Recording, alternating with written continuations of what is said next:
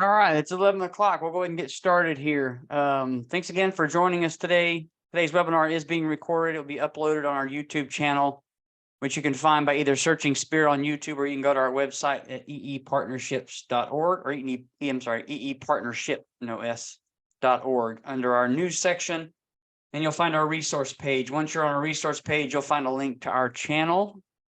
Within 72 hours of today's presentation, you should receive an email from Kathy Lawrence. It's to be a survey email that you'll get for the course evaluation. Once that's completed and sent back to her, you'll receive an email from her with your certificate. It will have the course ID number on it that you use for reporting your CEUs to ICC. You will need to be present for at least 3/4 of the time to get your CEU credit for attending. So lastly, the chat feature is open. Use this to report any technical difficulties you might be experiencing during the presentation. And the Q&A feature is also open. Please use this to post any questions you might have as we go through the walkthrough, and I'll try to answer them in real time as we go along. This is my first attempt at trying this type of format, and as always, if this is not something that you find useful or helpful, please let me know. Please let us know on the survey, and we'll kind of either not do any more of these or kind of have it change it up a little bit. It'd be great if we could do this live or in person, but since that's not possible, the next best thing is to kind of sort of bring you along. So I hope you found this content helpful, and in future videos, I plan on including some townhomes, some multifamily walkthroughs as well. Today's is mostly polysill inspections, one pre-drywall and a duct test. I've muted the videos due to the background noises during construction while we were filming, so I'll be talking over it and explaining kind of what we're looking at as we go through the inspection. After being in the industry for over a decade, one thing that comes very clear to me is that no two inspectors are the same, and everyone does things differently, including every builder doing things differently. So every inspector has their what's most important to me, the way they do their inspections. So if air sealing is your most important thing, then that's kind of what you gravitate your focus on. But to me, it's over time, consistency is key. So calling out the same things repeatedly for the same builder, even if you have different inspectors in your group, they all call it out the same way. Builders don't like inconsistency. They don't appreciate one inspector calling out one thing and another inspector not calling that out or calling something out differently. So I promise no red tags were handed out during this video. So let's get into it. Give me just a second, and I will share the screen.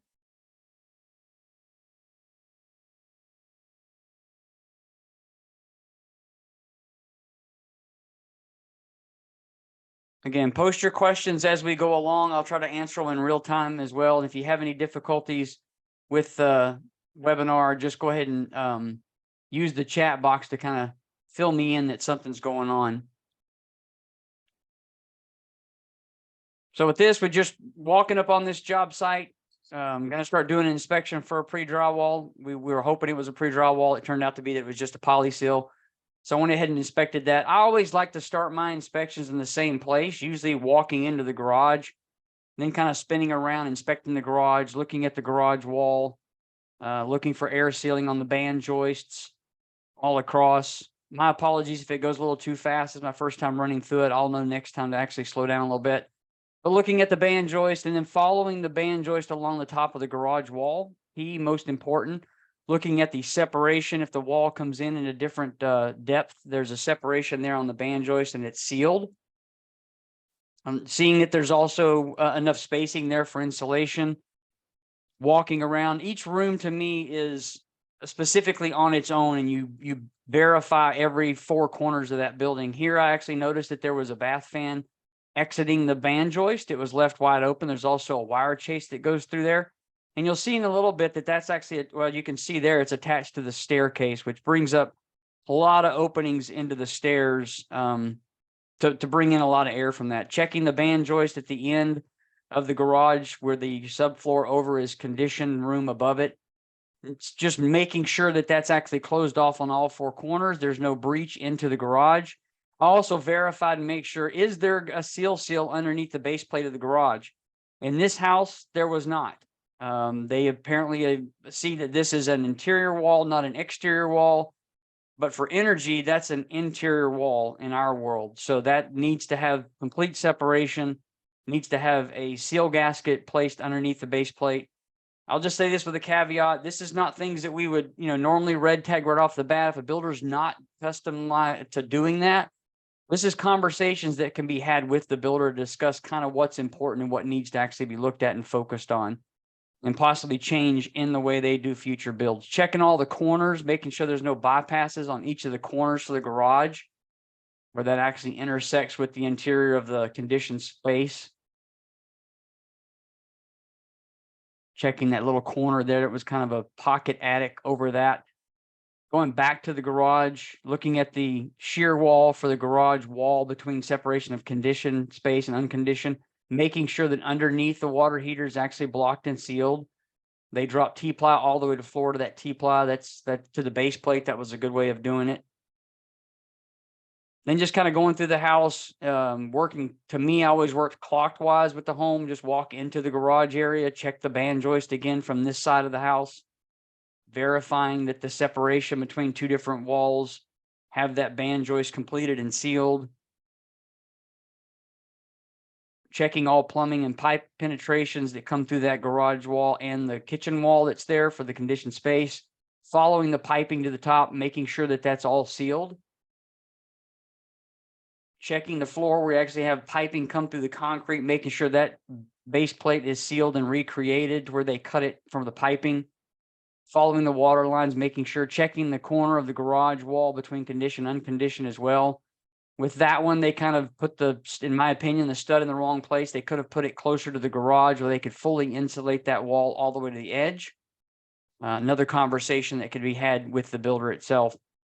Checking the kitchen wall, making sure that that's all plumbing penetrations are sealed. Checking the bottom of the base plate, making sure it's got poly seal in each of the cavities.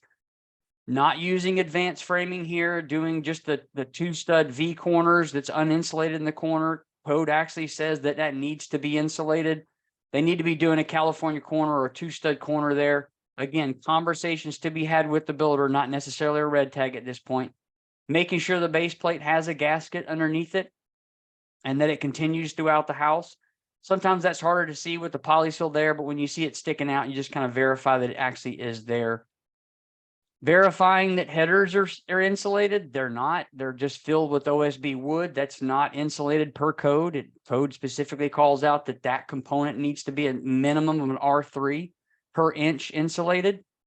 So an R3 board stuck in there is the perfect size, but a 1/2 inch thick just to go through that was not used at that point. Again, not insulating the corners, not using a 2-stud corner or a 3-stud corner. They're just V'ing those things with dead spaces behind it with no insulation. Making sure the windows are poly sealed all the way around. They've used low expanding foam so it doesn't pull apart the window and the framing in both those windows. That's great to do that. Same for the doors there, making sure that that's poly sealed all the way around. A lot of times they forget the top of these doors. That they didn't. This time they've poly sealed all the way around it. Required by code.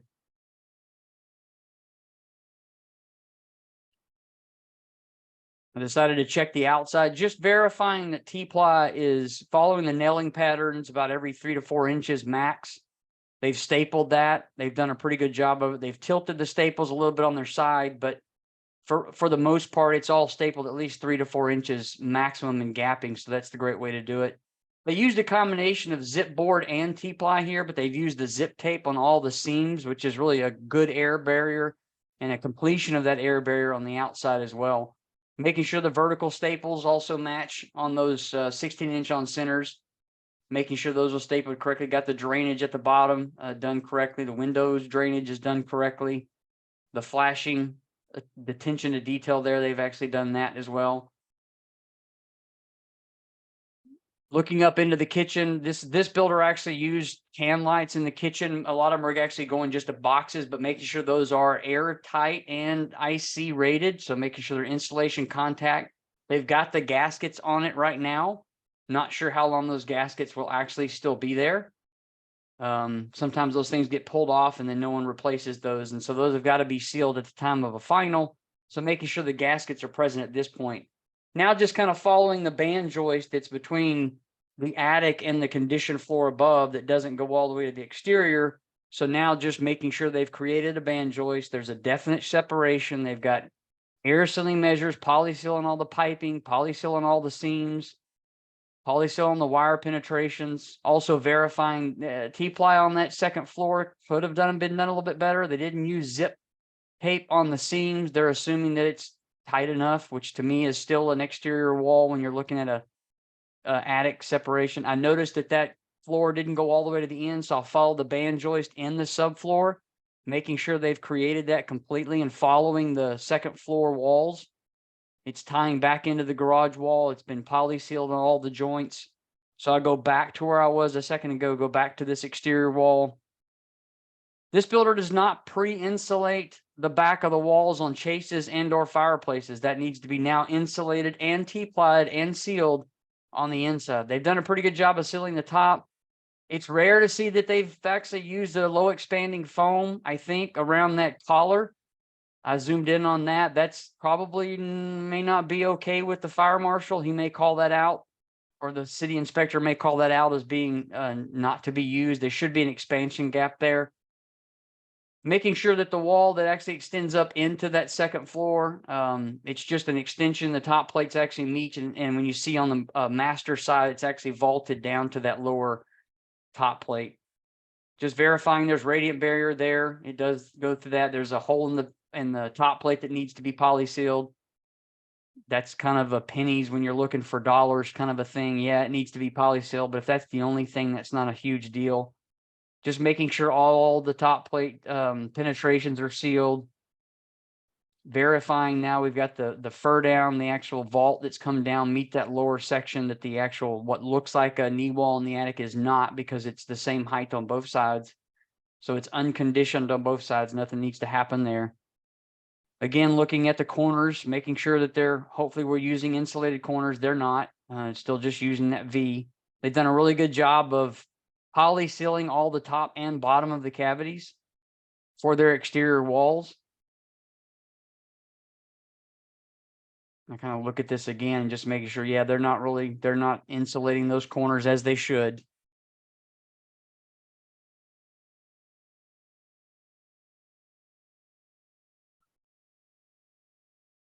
Yeah, Jason asked, what rock is this that framer been hiding under? Yeah, I don't know. That's a great question. I wished I knew. Here, we're looking at T-wall intersections, voids, not insulated, not turning those studs around or turning them on the sides. You can see here, there's a gap with that poly seal. No insulation there. That's a no-no. It needs to be framed correctly. That's a conversation needs to happen to the builder. Again, not pre-insulating and T-plying behind the tub, and the way they've put the blocks in there, once they drop that tub in, they may not be able to access that. Here, I've tried to find my camera a way to get in there just to see, did they insulate and T-ply? They actually filled that back cavity with just polyseal.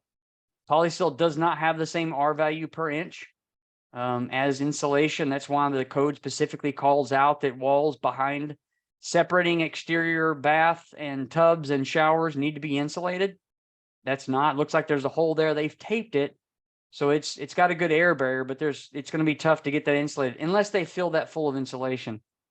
Now looking at a pet peeve of mine, you've got the fresh air drop that's there. We'll look at it from another side in a minute. That's an afterthought, and they just cram that thing too tight, in my opinion.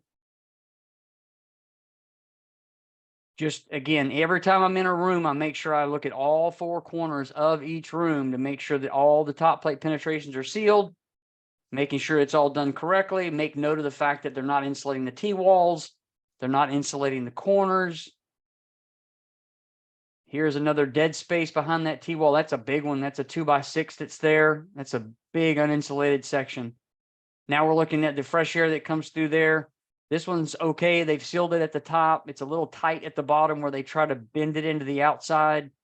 That will compromise airflow. So once you get to a 2021 city, this was in a jurisdiction that was 2021, that will have to be tested and actually meet a requirement for airflow. If that's where it's compromised, you can't fix it. It's going to be all trapped in the sheetrock and between that and the brick outside.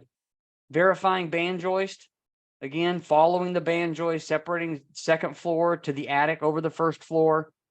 Just walking through, making sure that band joist exists, making sure that they've poly sealed every single penetration through that band joist. Openings into that subfloor is a big failure on blower door a lot of the times, and it's really tough to get to it once the attic's been 14 inches of blown attic insulation. It's tough to get out there and get it fixed. Going back to the exterior wall, walking around that as well. They've done a really good job of, if there's a seam that was exposed, they're polysealing the seams where those T-plies don't actually meet together. Making sure bath fans run to the outside, that they're actually polysealed around the bath fans. Kitchen exhaust or a dryer vent, making sure it's polysealed. Checking the windows as well, looking again that the header's not insulated. It's a conversation need to be had with the builder. They got to fix that going down. It's not that hard if you're already stuffing in. If you're already stuffing an OSB in there, then they should be putting an R3 board. The problem is they probably didn't have it on site, but they need to drop a couple of sheets so they can actually do that. Kurt actually asked, why is the lower third of framing green? That's the borate treatment for termites. So this is a heavy termite infestation area. So they're actually putting borate on the last 3 feet. It's code required in this area. Again, just going back to that plumbing wall, making sure that wet wall is actually polysealed and all the stuff. Making sure the piping that goes through the concrete on the outside has polyseal around it. There's no gaps to the outside underneath the bricking. I just verified, yeah, they drop blocks in there. There's really no way to insulate underneath that. Guadalupe asked, is it pretty fast to do like this method, seeing an energy inspection? Was the fresh air flex duct? Yes, it was. Is that allowed? Yes, it is. Went pretty fast. Sorry about that. We'll see another one in a little bit in another house that I walk through. But yeah, flex duct is allowed. In most cities that I've been through in North Texas, it's allowed. Code doesn't say you have to use a specific type. If you can't get the airflow that you need to actually meet the requirement, then it needs to be changed. I'm looking at it from the other side where that bath fan goes through that band joist over the garage wall, wide open there. And then I kind of pan back and look, all the railings and steps that go through there, there's gaps. If that's going to be carpet, that's an air breather right there. The carpet will be used as a filter. Eventually, you'll just get dirt in those little seams where all the air is being filtered through those steps. Making sure following the band joist around the front porch. There was a wire hole that goes through that. A lot of times, this house didn't have that, but a lot of times builders and cornice guys get ahead of themselves and they go ahead and drop a cornice board over the patio, and you can't really verify that all that's done. This did not have that. Making sure that that gap there was not part of the outside. It wasn't.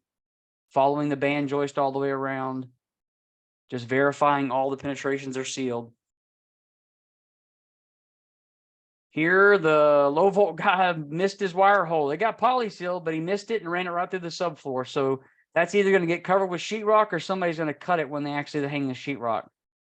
Not good with that placement of where he put that.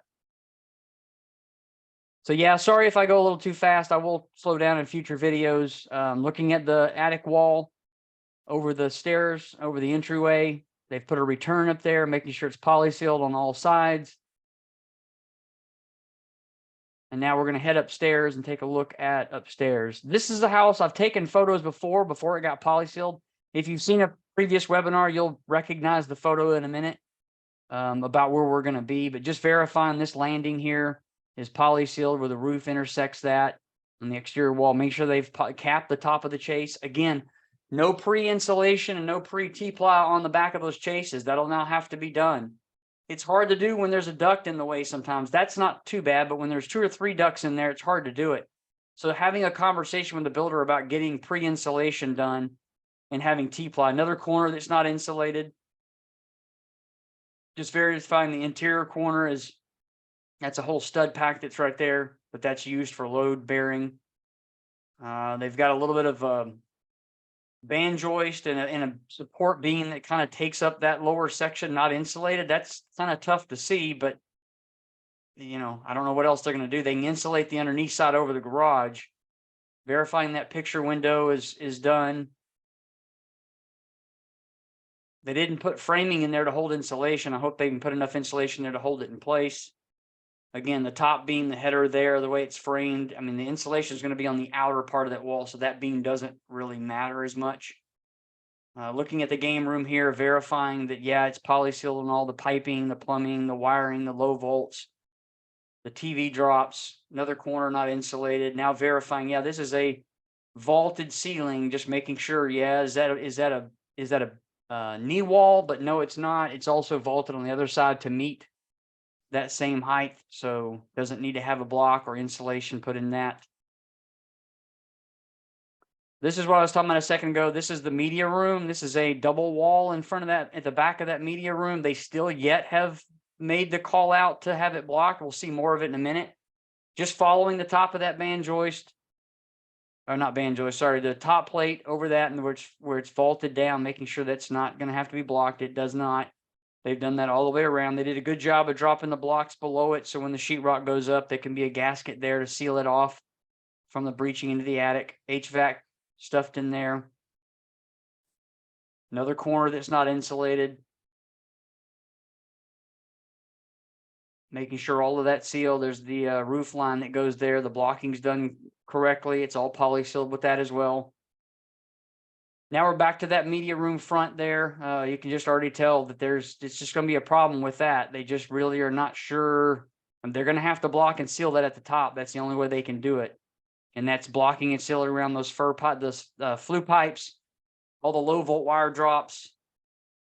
They have to decide, is it the back wall that's going to get insulated in T-plyed, or is it the front wall insulated in T-plyed on the back and then sheetrock on the front? You can make that call out, but the way you've got open boxes there for media, it really needs to be sealed at the top. So that needs to be called out for the builder to fix. Last thing we'll do at this house, just walk in here and verify just the HVAC side of it. Just taking a look at all the HVAC duct runs, making sure there's not any compromises there. It's not kinked. It's not crushed. There's no sharp bends closing off the airflow. There's that return on the backside, making sure it's polysealed against that wall. They've done a really decent job of the turns and bends that are there. Noticing that they're not masticing or sealing the condensate line or the refrigerant line. Verifying the pull-offs or the takeoffs from the return plenum is actually, they're pretty decent. Supplies, those are pretty decent as well. They take off from there and don't take a sharp bend really too soon. There's probably a gasket behind there, but most builders have their HVAC contractor seal that up with mastic. We'll see another one later in the video it is mastic. So just having a conversation with the contractor and just saying, hey, that needs to be mastic. That's air leakage that helps you not pass a duct test. Again, just verifying duct work. Making sure none of the duct work's in contact with the radiant barrier, which is, a pretty heavy conductivity of heat straight into that duct. Plus you've got punctures that happen from those nails in the roof deck, making sure the duct runs are hung pretty straight. There's a Y out there. They're not using those triangle boxes. Looking at the return, making sure that goes through there. Identifying that it's got mechanical ventilation. It is actually there. This is a Brone box. It actually is a small fan unit that's in there that's got a humidistat and temperature sensor in it. So it can be programmed to run to the ASHRAE 62.2 calculations. These now have to be tested. I'll zoom in here. There's some ports on either side. You can do a static pressure test ports on either side. You can do a combination static pressure, total static on that, and try to verify it with the Brone chart that they have that actually tells you what the CFM is, or approximately what the CFM running through that is. And just verifying, yeah, the filter box is gasketed. It will seal up when it's closed. They'll probably have a MERV filter that's in there that's 4 inches. Verifying again, the back one's not sealed around those pipes and the refrigerant lines. And just kind of looking over the back of it, just making sure, yeah, those are run pretty well. There's a little bit of a bend on that left one there that shouldn't happen. A little too much excessive duct. They just didn't cut it short enough to make it straight. Making sure they've run those straight as well. Verifying there's mastic on all the collars. I didn't want to pop any of those insulation bands off to verify, but you can kind of look at them and see they are mastic at the collars. Just looking over into the house itself. verifying there's no compromising of the ductwork. That's a little jumbled there, a little there. They probably could have done a little bit better at rerunning that and not crushing some of those ductworks. But again, pennies instead of dollars. So you call out what you can. You don't want to have to always fix it. Back over here on the other side of the house, just going to look at this. We've looked at this on a previous video. That's a closet that's there that when we see it from the back side, you can still see that it's open to the attic. Verifying the attic pull down stairs is poly sealed all the way around.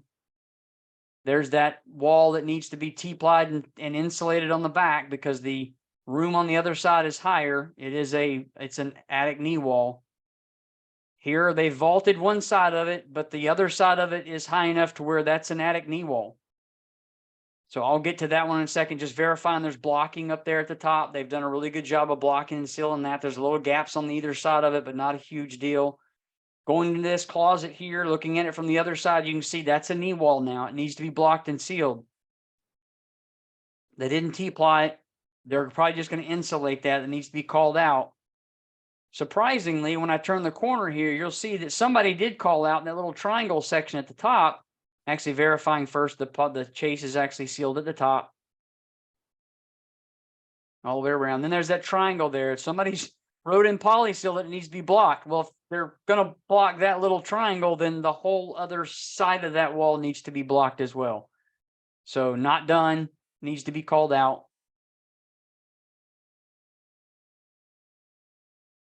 Making sure again, they're not insulating those T-wall intersections that meet on the exterior wall. Attic wall is sealed pretty well. There's the junction between the roof line. They've poly sealed all the gaps.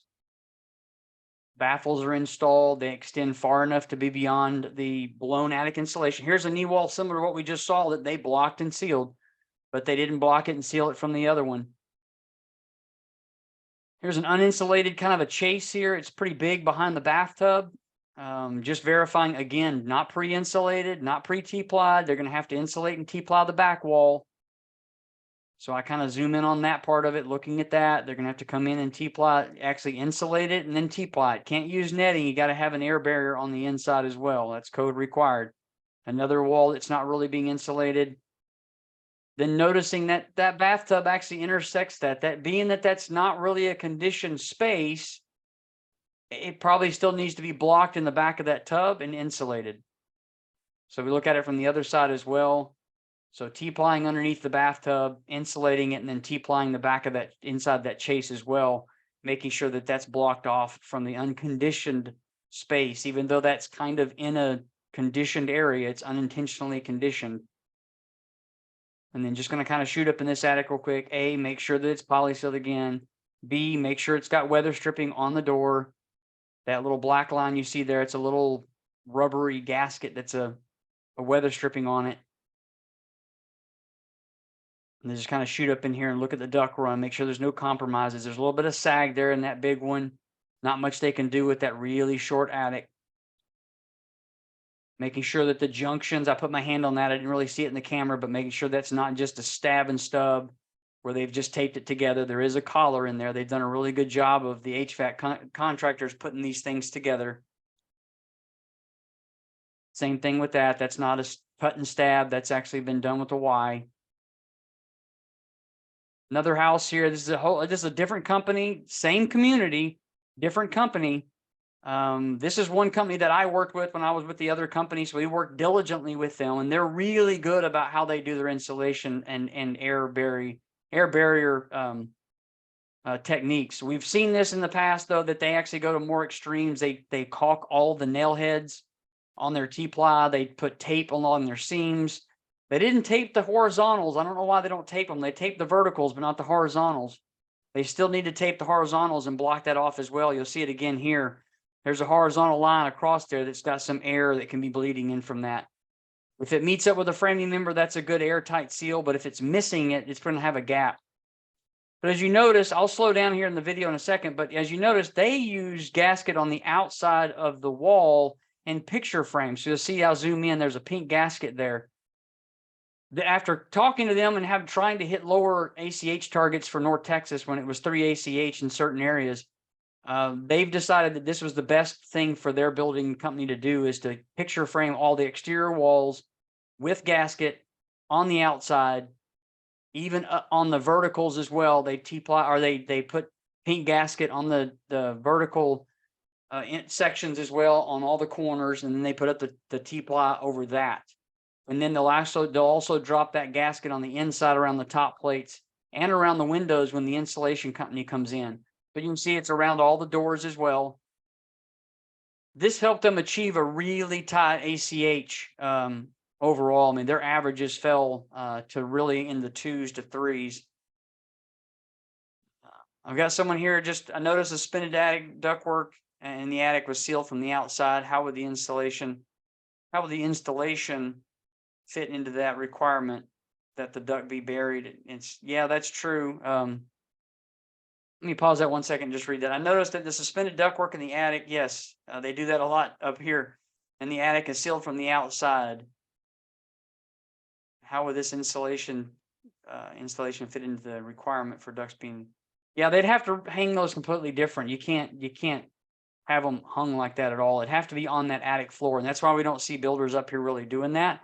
Is we've got a lot of ceiling height changes that doesn't really allow for that kind of buried ductwork. But as you notice here, I think I'll look at it. Well, we'll look at it again in a minute. But picture framing again, they do 2 stud corners. California corners, as some people call them. They do 2 stud corners. They also turn the T-wall. So this one's blocked on this side, but when we look at it from the other side, it's turned. There's a hole in the air barrier on the outside. They pre-insulate and T-ply underneath all tubs and behind all chases. I noticed that that's just pieces that are cut there. If you look down behind it when I did, I mean, there was full bats that were behind it. It wasn't just partially done. This will still be accessible. This, they kind of just filled full of polyseal. Hopefully they'll stuff some scrap pieces of bats down inside of there and actually get that filled with insulation. They use mastic around their band joist penetrations. A lot of builders do that, or contractors will do that when they actually seal those things up.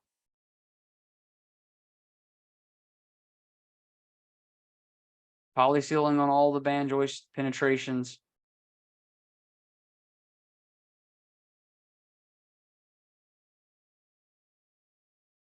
I noticed that one wasn't turned. It kind of has a support beam there for that TJI that's laying on top of it, so they didn't turn it to insulate it. So one out of pretty much the entire house was not going to be insulated. So, I mean, they're pretty much 90-something% there. Just checking the subfloor, making sure there's no compromised ductwork issues within that subfloor, walking around in the kitchen area, checking the kitchen wall. Again, just verifying top and bottom of those walls are polysealed and or gasket is present. All penetrations to the outside are polysealed. Polysealing around all the water pipes on the concrete. Going to the garage wall, which actually I don't think this is actually the garage wall. It's actually a utility wall. But they made it a shear wall here. They created a band joist over it. Yeah, it looked like the garage wall, but then you walk into the other side of that. That's actually a utility room, and then it hits the garage wall. Verifying they've put gasket all the way around. They've gasketed in the bottom of that beam. That's one thing builders don't require those guys to do, but we've noticed with IR cameras on a blower door, if you run a blower door and look at an IR camera with those subfloors, it's a breach into the attic. It actually bleeds air into those floors. So you got to have a gasket there. They've left the stairs open at the bottom so it's accessible to be insulated and T-plied. Otherwise, it needs to be pre-insulated and T-plied and sealed, but they've left that open. Just, again, doing a clockwise pattern, checking the front room, making sure that it's also gasketed and sealed. Going back to the garage wall. I try to complete one floor before I go to the other. This is utility room, making sure that all the penetrations from that are sealed. Checking the yard markers. They've actually got them affixed, like code requires, affixed so they don't fall down due to humidity before insulation gets put in. Verifying the windows polyseal, checking those corners of the garage. That one's, we'll check it on the other side, but here the blockings to me is on the correct side, so you can insulate that corner. Making sure that around the dryer vent pipe's been polysealed.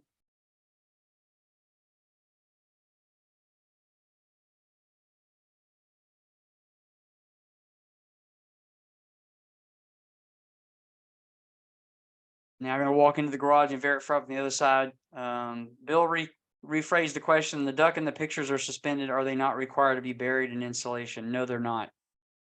No, that's how they hang them here. And using performance path, they're able to use R6 instead of R8 in the 2021. Here they're picture framing the outside wall. And here they've dropped their shear wall T-ply there, their structural integrity T-ply, and they're actually going to they're putting the gasket in front of it so that the sheetrock goes against it. They do a really good job of the separation between garage and the conditioned space is actually really well sealed. That took some time. That took them probably almost a year to get there. Now trying to verify, is there a gasket underneath there? I didn't want to pull that up, but nope, didn't appear to be. So the framers missed it. So that's something that we usually called out and just said, you know, in the future, this needs to be done. There's no fixing it now because of the fact that it's the base plate's already been dropped. But as we see that sometimes it's a 2x6 and you can't actually verify because the gasket's only 4 inches wide.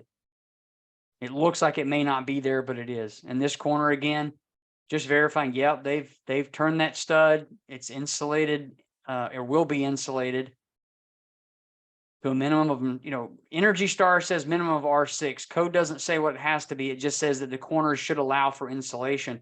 Then it also states the headers and says it must be at least a minimum of an R3. Probably the same thing for the other. Now, Jason's put the R6, yeah, 2021, R8 is required. It depends. If they're using Energy Star, they still can get away with R6 with that Energy Star compliance report. We've kind of gone back and forth with some builders on that part of it, but cities shouldn't have to require or demand that R8 be used because that's part of the performance and prescriptive measures, not for Energy Star. Just verifying the top plate gasket. That's very well done. Turn stud so you can get insulation in there. That corner's turned. You can get insulation in there. Like I said, they do a really good job. The framers they have now, they do a really good job of framing with very minimal thermal bridging that goes to the outside.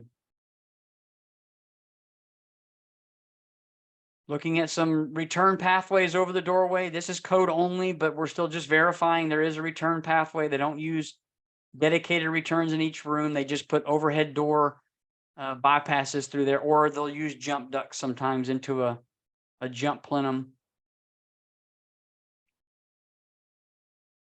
Just walking through, again, following that clockwise pattern, just checking all the walls.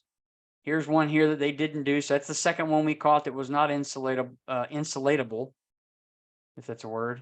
But pre-T-ply, pre-insulation behind the tubs. If your builder's not doing that, you need to have the conversation with them about how you got to talk to those insulators that do the poly seal and have them come out with that on the truck. This is a chase here that, in my opinion, the ductwork is a little too crushed and compromised. We'll look at it from another angle in a second. That one's done really well. This one, it's just almost a little too much. It's kind of oval there, but it's sealed very well. Not really an easy fix.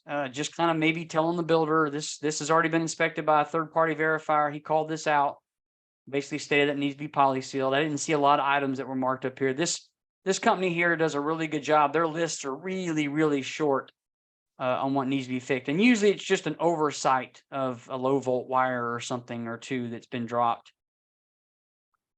And then here we're looking at another T-wall intersection. I don't think that's T-ply or insulated as well. That's looking at it from another angle. Here's that chase. They've actually built that chase for the fresh air, mechanical fresh air. It's kind of tight. It doesn't look like it compromises that duct too much. But again, this is a 2021 area that has to be mechanically, ventilation's actually got to be tested. So if it's not hitting that requirement, they got to find a way to do it. That's a lot of ductwork crammed into one small little chase. There's some that it's crushed, but overall pretty well sealed from the attic. Just verifying that it's got gasket in every room all the way around the top plates.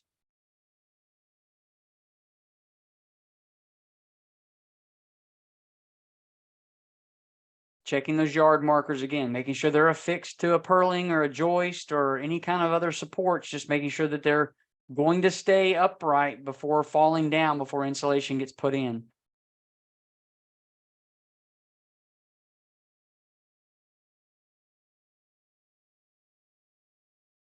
It's already been duct tested. We can just kind of see remnants of the fact that it's been cut, it's been retaped. All the supplies have been taped.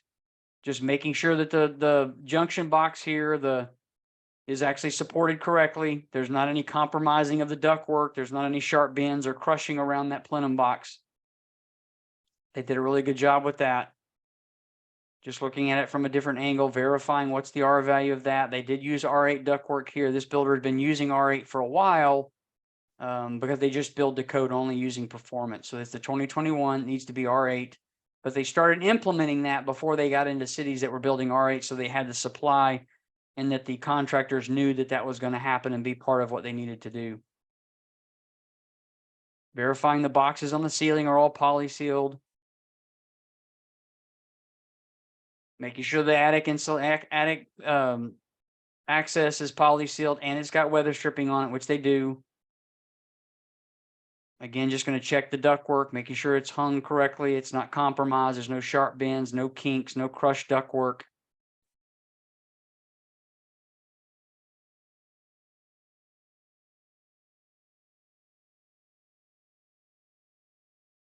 Got some zone dampers on there.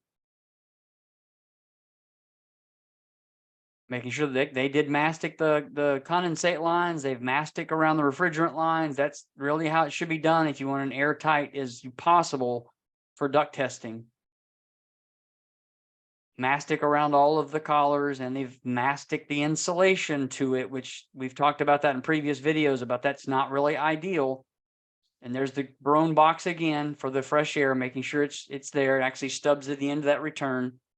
Checking the baffles, making sure they extend beyond the area of what the attic insulation is going to be. Checking the yard marker, just verifying, do they start at the top plate where they should, where the sheetrock's going to go, so they actually read correctly.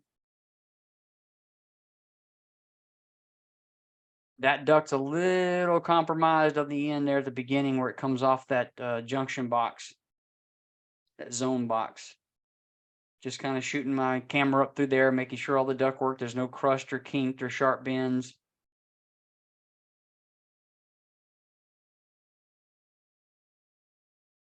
Yeah, I think that's it. This house has got the R3 board on the outside, so going to be modeled differently because you're actually got some continuous insulation on the outside.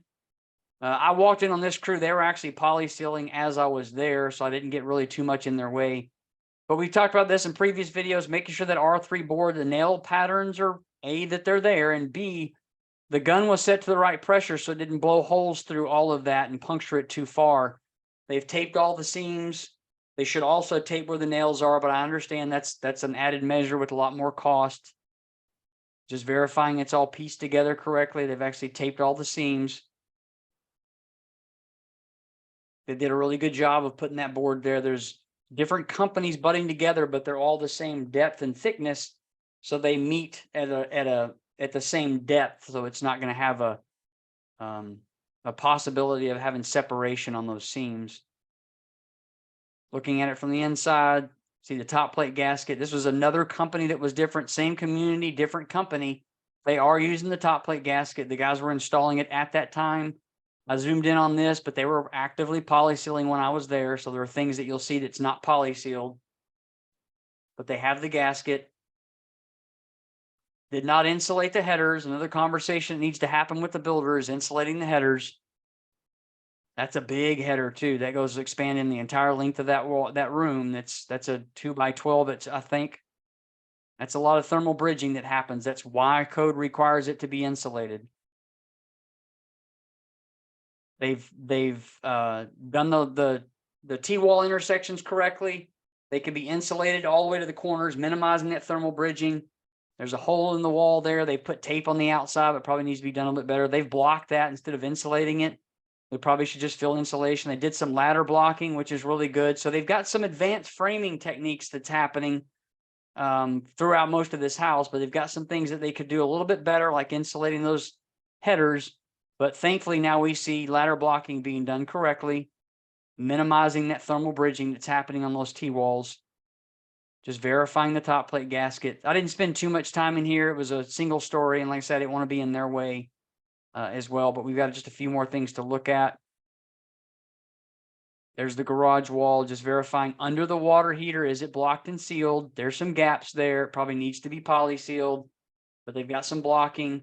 The corner of that garage walls, they've got the block on the wrong side, in my opinion. It's not going to be insulated all the way to that corner. It looks like it is from this side, but when you go to the other side, it's blocked. It kind of keeps that, well, no, I take that back. I think this one is the one that is blocked correctly. Noticing the gasket under there, they did put a gasket. I just kind of brushed that away, and you can see the foam gasket underneath that garage wall. If it's not done by the builder or the framers as the house is being built, there's really no fix for that. When you're doing Energy Star, that's required to be done, which could technically jeopardize your certification. There's no retrofit way to fix that. We always made the builder caulk the backside or poly the backside of that base plate, but that's not really why that's there. It's to keep it from getting water wicking into that base plate, as well as air sealing that base plate to the concrete. Just verifying that wet wall's got all the penetrations that are sealed. They did turn that. It can be insulated all the way around, all the way to that one stud. So they've kept that 16-inch on center all the way to the back of that T-wall, which is really good. They still got a lot more poly sealing to do, but they were hard at it at the time. Just verifying the bath fans. There's no compromising with that.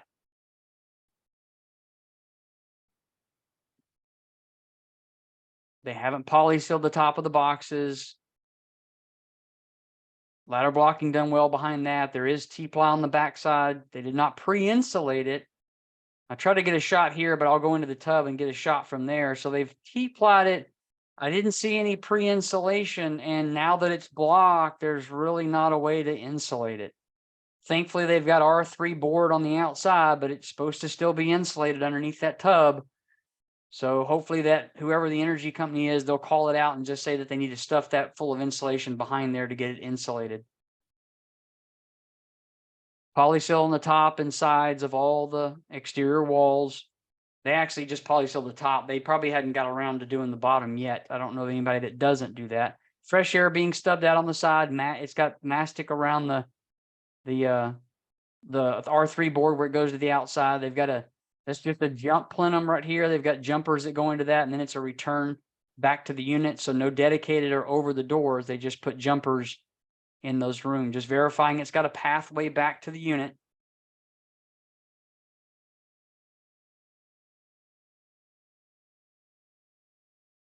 Has not been duct tested. It's probably a little bit premature when I was there because it's the first time they'll come in is probably the polyseal inspection, so it's not completely finished yet.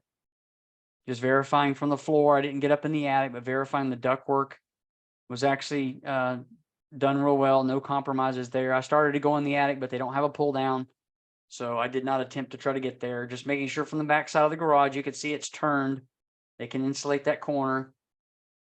They've picture framed the outside. They've got to still do some more stapling. A lot of it's been blowing around or blowing off of that.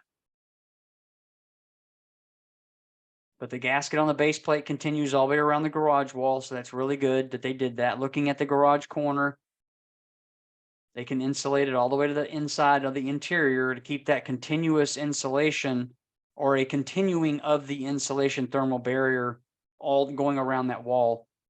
Another builder, we've seen that one we had just the first time, the 2-story we had was kind of the same builder here, but just this is a quick one I'll walk through. I think the only thing I wanted to show differently is this plan actually has a fireplace option. So I'll show you that they've actually pre-insulated and pre-T-plied the fireplace.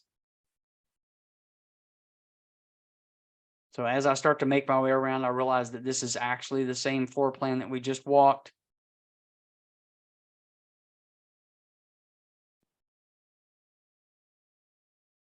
Just making sure the band joist over that porch is actually sealed all the way around.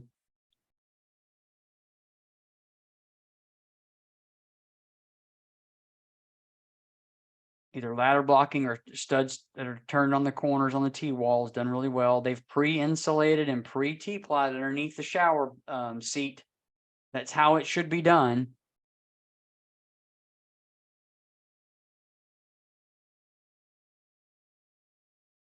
So just checking the exterior wall, garage wall, they've band joist at the top. They've put gasket on that band joist that we talked about a minute ago being important to keep that separation from the attic.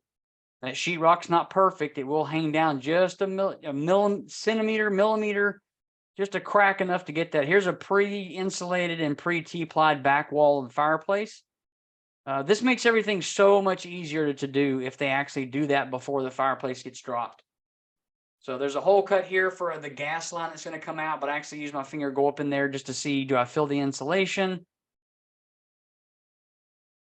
I feel that there's insulation there. Then you look on the side, just to the left of that, you can actually see the insulation coming out to the sides. If I can get the camera turned, there's insulation. It goes all the way up that wall. So pre-insulated, pre-T-plied, pre-air sealed. Then they drop the fireplace. Makes everybody's life a lot easier to have that conversation with the builder saying that that's what needs to be done. Here's another fresh air chase, too tight for my liking. It's pretty well crushed and a sharp bend there, but we'll find out when they get tested. We'll see what happens. Sorry for the jitteriness of this. The speed on the camera was different, so I had to slow it down in editing, so it kind of jumps around a little bit. This is another builder. They do blown wall insulation. Just wanted to kind of show you that a little bit. We kind of walk through. I don't walk through these entire homes with this. There's just some things that I wanted to show you with that. Really what I wanted to focus on was the poly seal inspections, and we'll do pre-draw walls on some other videos. But just looking at, there's a attic space above here. It kind of separates over that master closet. They've got vaults. It's pre-insulated to have the vaults there.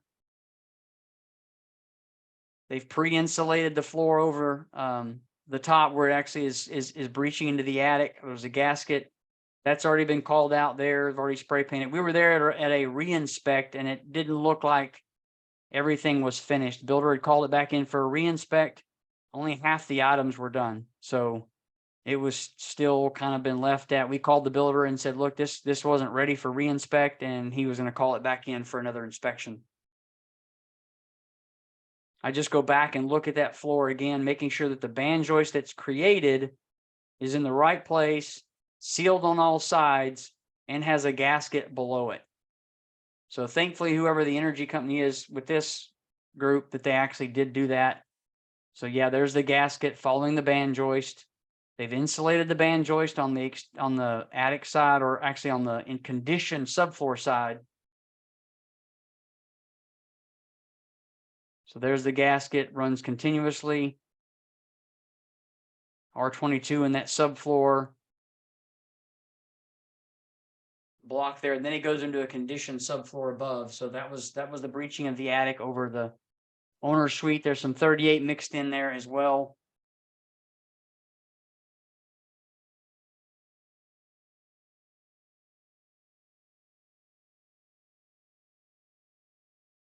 So now we're going to just shoot upstairs real quick and just show you something that it's kind of unusual with how this builder does things and how they have certain areas that are unconditioned, and the insulators and or even framers don't really know how to handle it when they have that issue. So sometimes it's in the wrong place. This was the first time that I saw the builder actually, the room we're looking at right here, we'll look at it again in a minute, but that's an unconditioned storage room. Normally, they T-plied and insulated the front of that wall and left the attic open and exposed to be a storage, like a pocket attic, but it's just a stand-up door that walks through there. Here, the insulators pushed it to the outside. Well, now that changes everything, and now you've got to seal up the top of those chases. Even though it's not being intentionally conditioned, it's now inside the conditioned envelope and needs to be handled as such. So it will have attic insulation on top of it. It will have sheetrock on all the walls. They've gasketed around all the top plates. I think I turn back to it a minute and see that in a second. This home, again, we were just there for a re-inspect. We didn't do a complete full inspection, just verifying, yeah, they pre-insulate and pre-T-ply the chases. They've blocked and sealed each one of them. This was one that the company that, as I was talking to the gentleman that was with me, this was a company that they acquired about a year ago, and they didn't do any of these things. They It had to have long conversations about how to improve their thermal envelope and to keep that thermal bridging down and making sure that they do an easier job and a better job of pre-insulating and pre-T-plying the back of the chases. This one was kind of a little bit of a not really fully insulated, but if you get to the bottom now, it's insulated and T-plied. So they did a good job with that. Just a call out from the previous inspection, just looking at a wire penetration, they did seal that. But as we noticed, it was also called out for the chases to be blocked on some of those chases at the top. They blocked it, but they didn't seal it. So that was just still another red tag. Again, sorry for the jumpiness of the video. He's put on here frame, chase, block and seal top. So there was no chase built here. They built around it. Now they've blocked it, but they didn't seal it. They've got the T-plow on the back with pre-insulation behind it, but there's no sealing around all of the openings on the top of that chase. So it's going to have to come back, get it poly sealed. I believe with this inspector, he went ahead and allowed the builder to just poly seal it himself, and he was going to shoot him pictures of it being corrected. Not ideal, but you don't really want to hold up construction. Verifying underneath the tub, pre-insulated, got T-ply. They actually that company actually puts T-ply underneath there, and then they blow the insulation in behind it. Here we're discussing this room. This room is unconditioned. We're trying to figure out, they're not putting a threshold there. They're not weather stripping the door. It's not an exterior door. So they've brought all of it into the conditioned space, and now it needs to be handled as such. The problem is with this room, which most of the inspectors did not catch that, is the floor below it.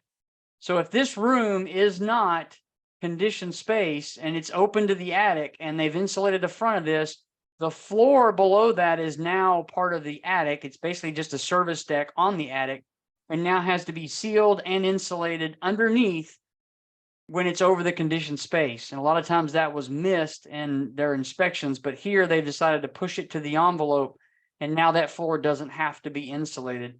Probably still should be because it's an unconditioned room, but it's inside the envelope. So that's kind of a misalignment of the air barrier and insulation envelope. So that's one thing that the builder didn't really fully understand. Again, sorry about the jumpiness. Kind of looking at that chase.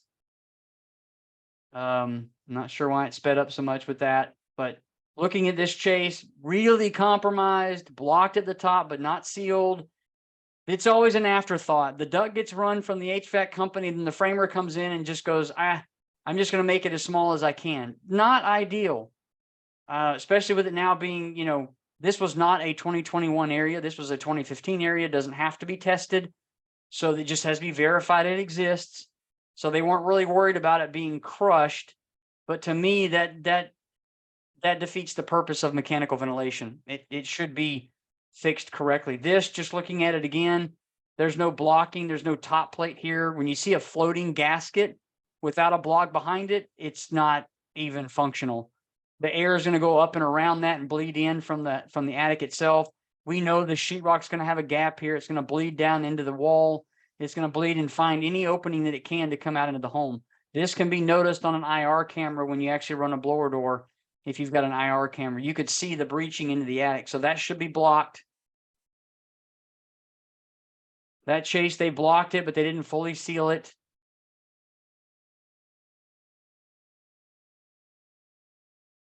The duct testing was done before, but it had failed duct testing, so it was called out for the HVAC contractors to come fix. Then he retested it in a minute.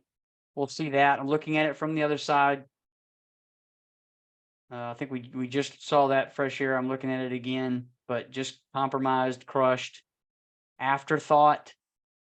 Top of that smashed to about 4 inches. Not good. That's a 6-inch duct. So maybe if it's got a standalone fan, it might breathe in enough air to actually pass a test and be functional. But if they're using the air handler as the mechanical ventilation for that, that probably won't. This was polysealed, but not done very well. Blocked, but not sealed. Looked like the low volt guy tried to put some polyseal in there, but didn't really do all of it, and walked around it and made sure there was gaps in it everywhere. You can't really see it on the camera, but you could see radiant barrier shining through there from above it. Walking around the entire chase, making sure it's blocked. If you looked at it from this side, looked kind of like they poly sealed it. Looks like it was really good, but then they just threw 2x4s in there to try to block it some more. Used too much poly that just fell down between the gaps. This was, again, a builder they've talked to multiple times about having to R3 the headers. This is actually insulated like it should be. There's pieces in there. It's not full, but for the most part, they put pieces where they could. But R3 board in between the headers, insulated like code requires. Just verifying. Don't have to. We didn't really verify all of them. We just verify the majority of them, making sure that they're done. This was what I wanted to point out just with the blown attic insulation.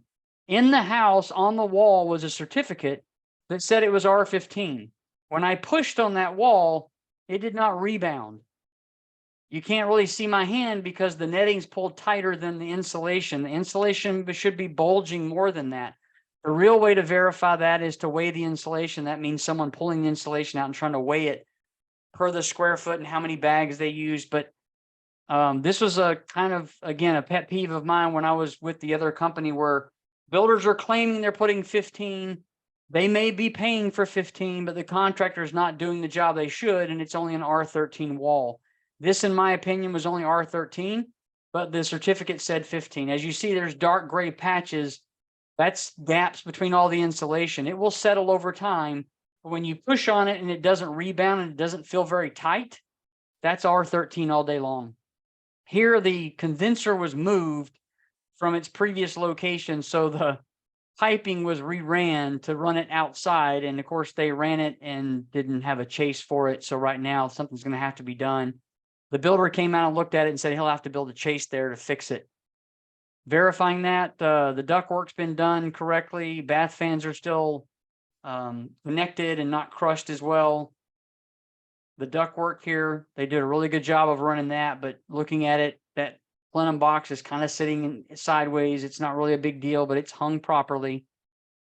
We'll look at that Brown fresh air box in a minute. There's another return or a supply plenum distribution box, zone box being there. I did notice, that bath fan duct work is torn.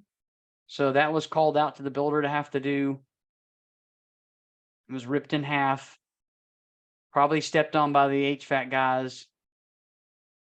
Mechanical ventilation. They're using an an 8-inch duct here, not a 6. So it's a lot bigger, but they show the airflow direction, making sure it comes in from the outside, pushes into the interior instead of removing it. That's a little compromise there. Sharp bend, kink needs to be fixed. The duct was a little too long and they just put it in what they had. Looking at the mastic on the unit itself, using mastic on the collars. Ductwork run pretty well. Not really in contact with the radiant barrier, making sure that the attic access is poly sealed and it's got weather stripping on it. It is. Looking up at this corner, they've pulled the gaskets too tight. So 2 things are going to happen. Either there's going to be a gap there, or when the sheetrock gets done, they're just going to cut that gasket at those corners because it's too tight. Once they start dropping sheetrock, it's going to be in the way because it's going to be too tight and it's going to start pulling the staples out. Really shouldn't have that. This builder, actually, this is where the condenser normally sat, is underneath the stairs. They decided they were going to change that because they had a shortage.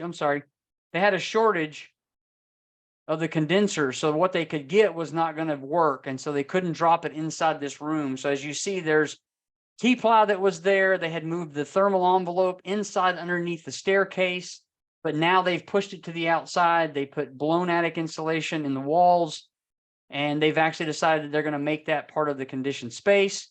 However, looking on the other side of it, they still have the stub outs for the discharge hose for the water heater that's just on the right side of that closet. So something's got to change there. Looking at the subfloors over the outside, over ambient, making sure that it's insulated correctly. This wire stays are in there. It's pushed to be in contact with the floor above. It looks kind of odd, but it's R38, so it is pretty tall. So it was touching the floor above. Then we realized that the band joist was open for plumbing penetrations on one side and was not previously called out by the previous inspector. Just verifying over the front porch. Yeah, it's R38. Yes, it's in contact with the floor above as it should be. And then they turned it vertically against that band joist that's separating from the outside over that little pocket attic over the front porch. So that's got to get blocked and sealed there. And then quickly here, we'll end it on the fact that he's just going to run a duct test. You guys may or may not have seen it done. He's got his static probe up into the return, up into a supply. It's always best to do it at the closest supply and the closest return to the air handler, because you're mimicking the pressure that it would have during its test, during its running phase. And if you mimic that, then you're going to mimic the leakage that it's going to have as well. So just verifying, yeah, he's got it to the closest return. He's got it to the closest supply. He's mimicking the pressure as the system is running. And the duct test came in at 61. I think before it came in at like 90 something. So it failed the duct test. Here it actually passed. So this builder actually passed duct testing. So that's all we've got on that part of it. Again, hope that was useful. Hang on one second. Let me put it back to the other screen.